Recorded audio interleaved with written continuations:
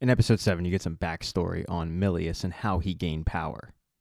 It was all thanks to a coup, because Kari was actually in charge, but Milas didn't like the way she was handling things. So, when she went down in the silo, he decided to use the experimental Gemini variant to poison everybody down there.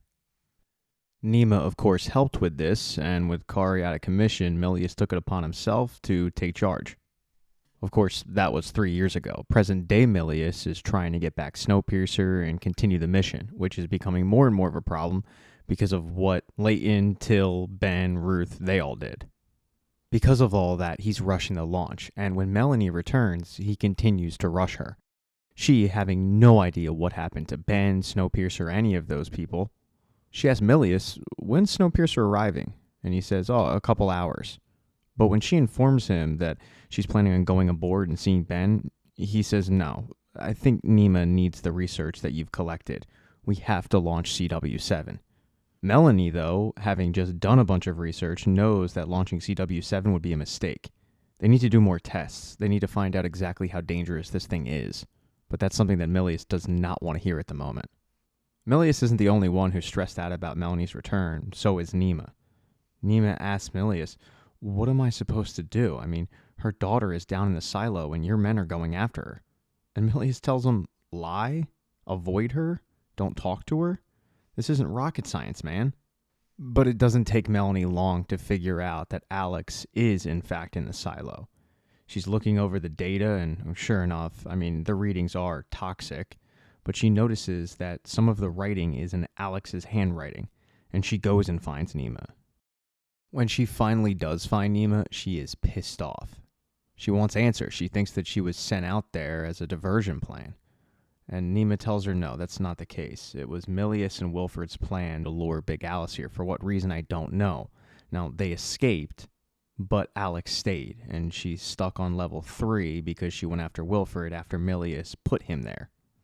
While Melanie leaves and goes to try to figure out a way to get to Alex, Layton, and Wilfred, along with Kari, are waiting for Milas's men to arrive. The good news is there's only one way in and one way out, so as long as Layton and company control that elevator door, they should be able to pick them apart, but there's a lot of men coming. What Melanie doesn't know is that Alex is already on her way to Melanie.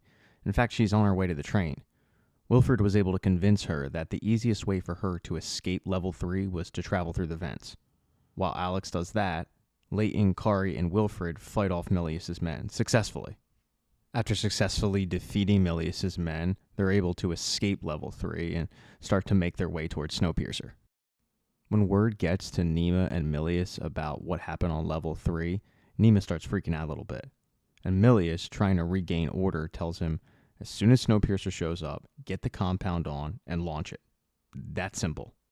He doesn't seem all that worried about Wilfred or Layton. Layton and Wilfred, however, get held up on their way to Snowpiercer when they run into Melanie. There's a lot of questions going on regarding these three. Melanie had no idea that Liana was taken. She just thought that she was there for the mission at hand to create new Edens.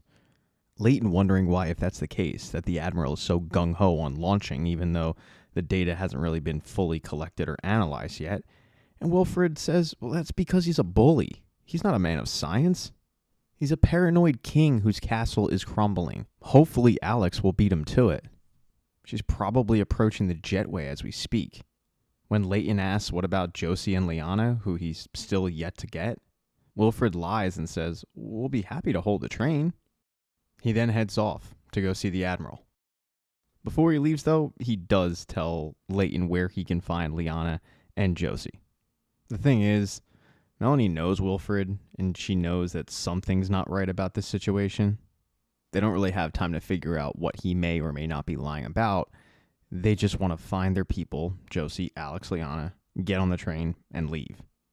Meanwhile, you've got Nema, who's trying to beat them there, and who's hell-bent on releasing CW7, regardless of the research that Melanie did, saying that it's not really safe.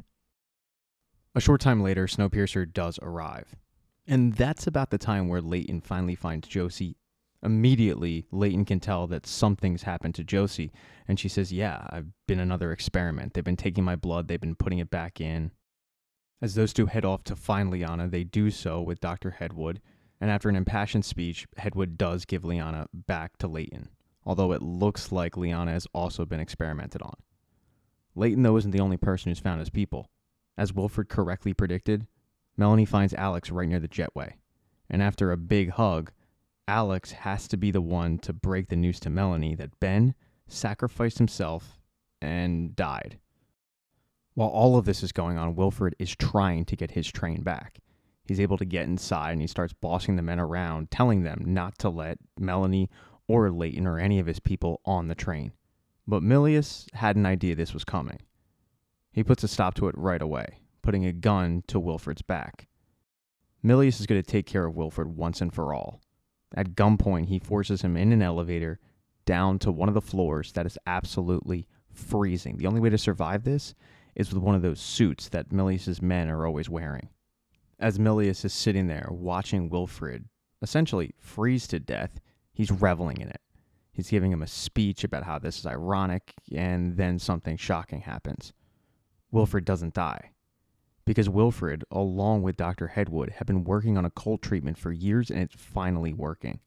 While Wilfred should be a popsicle at this point, he is far from it, and he attacks Milas, ripping at his breathing tube and letting all that cold air into his helmet. And Wilfred knows exactly what's happening. He starts telling Milas, yeah, right about now, breathing feels like knives in your throat. Your eyeballs are starting to freeze up. He gives him his own speech, he rips off his helmet, and he leaves Milas' dead body down on that floor. And when he heads back up, he takes up right where he left off, giving Milas' men orders on what to do with Snowpiercer. Because after all, he's the creator. At this point, despite Wilfred's best efforts, Josie, Leighton, and Lyanna have been able to sneak on a Snowpiercer. They're heading down train to avoid detection. Meanwhile, up train, Nema is trying to get this train moving, quite literally.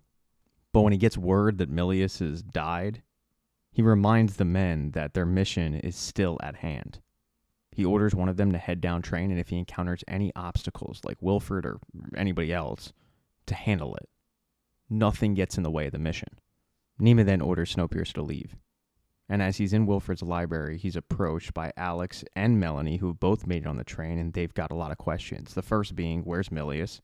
And Nema plays dumb, saying, I'm not quite sure, but I know that Wilfred had a hand. And when they ask where's Wilfred, he says, I'm assuming he's still in the silo. Melanie tells Nema that with Milas out of the way, Snowpiercer is her train. She doesn't want Wilfred anywhere near it, and she wants the men to stand down. Milas seems to leave and go give this message to the men, and Melanie tells Alex, I want you to secure the engine. You're the only person I trust. Alex heads off to go to secure the engine, and that leaves both Melanie and Nema to finally talk about the research, the data, and CW7, whether it's safe or not safe. The two start arguing about this, Nema feeling like the compound is in the safe zone, and Melanie saying, no, we've done more data and research, and it's not safe at all.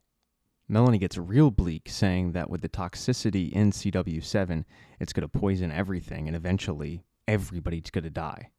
The conversation gets more and more and more contentious until finally Nema flips out and says, God damn it, I know what I'm doing. I've been working on Gemini for 15 years. And Melanie questions that, saying, how is that possible? The freeze happened 9 years ago. Nema at this point realizes that he's been caught, to which Melanie just says, as the person in charge of Snowpiercer, I'm telling you, Gemini's not launching until we decide it's safe. But Nema's not about to let Melanie get in the way of his mission. One of the soldiers grabs her, Nema puts on a gas mask, and he unleashes a concoction that knocks Melanie out. While all of that was going on, way down train, Leighton, Josie, and Lyanna are just trying to lay low when there's a breach. Leighton goes to check it out, and he finds that it's Wilfred. And he knows that Wilfred came from the outside, which seems impossible. And that's when Wilfred reveals, yeah, it's the cold treatment. We gave it to Josie. We even gave it to Lyanna. To which Leighton gets so mad. He wants to kill Wilfred, and he's got a gun, so he can. But Wilfred asks if he could indulge him a bit and let him smoke one joint before dying. What Leighton doesn't know is that joint is laced with poison. He finds out shortly after Wilfred lights up. But as Wilfred is puffing away and slowly dying away, he does reveal to Leighton that while everybody was looking at him and looking at Milas, they should have been looking at Nema. because he broke the world, and now his pride is getting in the way of fixing it. And then finally, over with New Eden, as Osweiler is telling everybody about the bombs that they're surrounded by, they get a radio from Big Alice. Initially, they're pumped. Big Alice is right around the corner. All she has to do is cross a bridge, and Big Alice is returned, as has the power source to New Eden. But then Sykes says, no, we can't. I mean, the bombs. Tell Big Alice to wait. We need to do something about it. They decide to come clean to the community about the bombs, but Javi assures everybody that they're going to take care of it. Big Alice is right around the corner. She's going to return, and the power will be back. But Javi and the group, they're working a little too slow for Ruth, Till, and everybody else on Big Alice. They finally decide, we'll just walk the bridge. But before they can even do that, they hear a loud bang, and there's smoke in the distance. Because as Javi was working on one of those bombs, it went off. Thank you so much for checking out this recap. Please consider subscribing to the channel and subscribing to my Patreon. Hit thumbs up if you liked it. Smash that thumbs down button if you thought it sucked. If you left a comment, I don't get back to you. I usually don't check the comments unless they're like a super comment. Also, if you don't see the next video up on the end screen, not to worry. It'll be up in a day or two.